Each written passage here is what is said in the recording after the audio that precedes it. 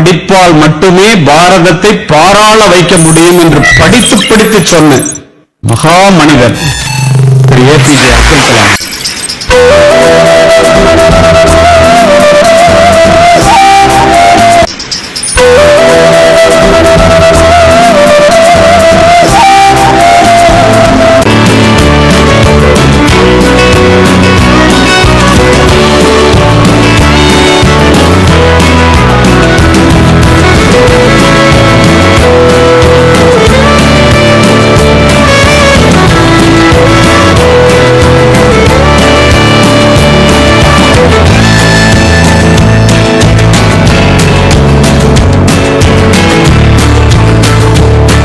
அதாவது இன்னைக்கு நம்ம பார்க்க போகிற பாடம் என்னன்னா 6ஆம் வகுப்புல முதல் பருவத்தில் சமூக அறிவியல் வரலாற்று பகுதியில் சிந்துவெளி நாகரிகம். அதில் முதல் கொஸ்டின் என்ன அப்படின்னு பார்த்தீங்கன்னா, பண்டைய நாகரிகங்கள் எத்தனை வகைப்படும்? நாகரிகங்களை எத்தனை வகையாக பிரிச்சிருக்காங்க? ஆப்ஷன் சி 4 வகையாக பிரிக்கப்பட்டுள்ளது.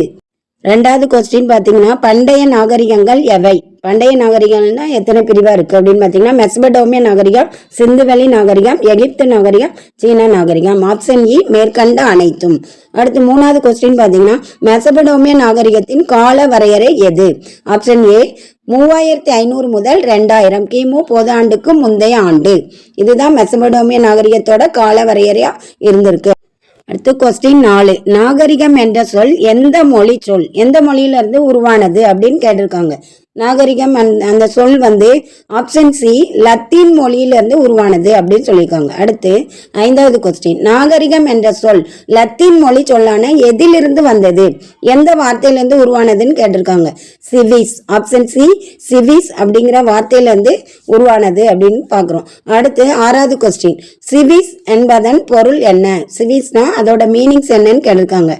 ஆப்ஷன் ஏ நகரம். சிவிஸ்னா நகரம் அப்படிங்கிற ஒரு பொருளை கொடுத்துருக்காங்க. அடுத்து 7வது கொஸ்டின் பார்த்தீங்கன்னா, எது புதையுண்ட நகரம்?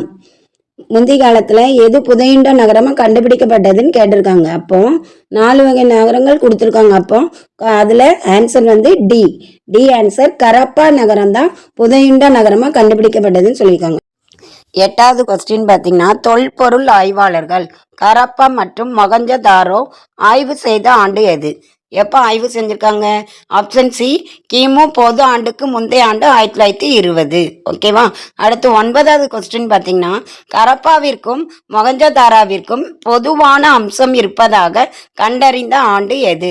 ரெண்டுக்கும் இடைப்பட்ட பொதுவான அம்சம் எந்த ஆண்டு அப்படின்னு பார்த்தீங்கன்னா, ஆப்ஷன் டி 1924. ஓகேவா? அடுத்து 10வது கொஸ்டின் பார்த்தீங்கன்னா, இந்திய தொல்பொருள் ஆய்வுத்துறையின் இயக்குனர் யார்?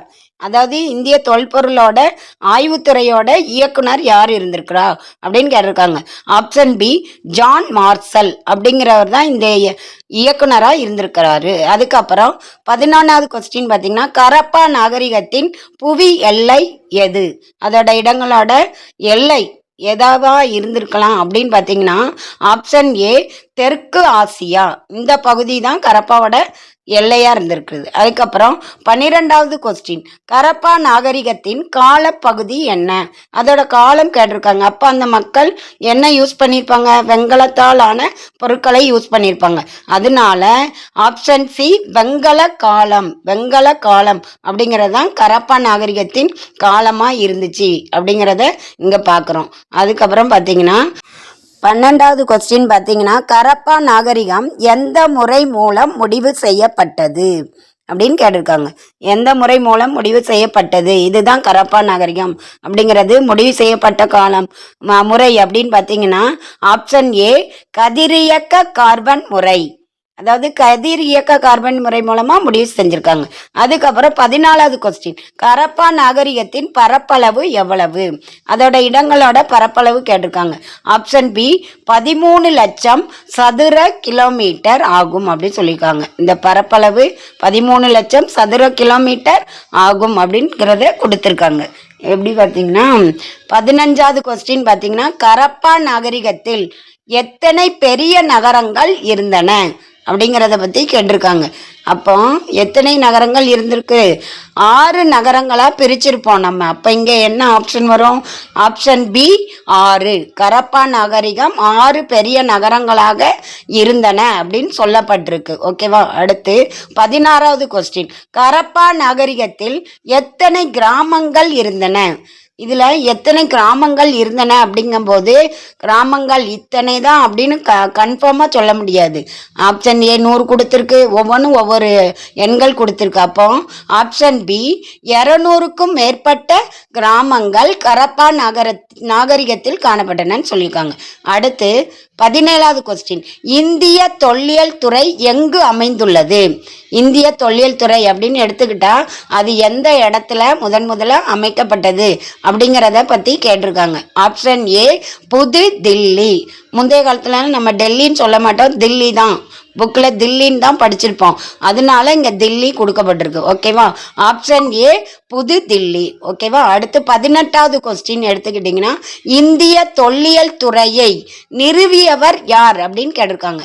இந்திய தொல்லியல் துறையை முதலில் நிறுவியவர் அப்படிங்கிறத யார் நிறுவியிருக்கா வரலாற்றாளர் அப்படின்னு கேட்கும்போது ஆப்ஷன் ஏ என்ன கொடுத்துருக்காங்க? John Marshall, B William Jones, C Alexander Cunningham, D William Forrest அப்படின்னு சொல்லியிருக்காங்க. அதுக்கப்புறம் ஆப்ஷன் சி அலெக்சாண்டர் கன்னிங்ஹாம் தான் ஆன்சர். ஓகேவா? தொடர்ந்து வீடியோக்களை பார்த்து படித்து பலன் பெறுங்க.